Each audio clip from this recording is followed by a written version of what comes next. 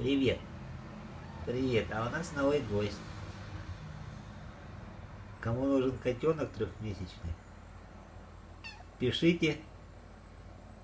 В пределах города Якутска привезу лично.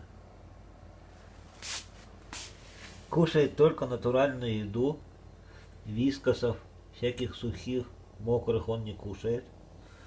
Кушает кашу, гречку.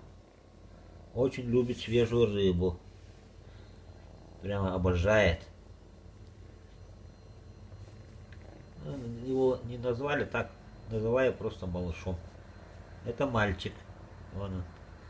Яички, колокольчики висят. Хороший котенок. Не шалун. Сильно не шалит.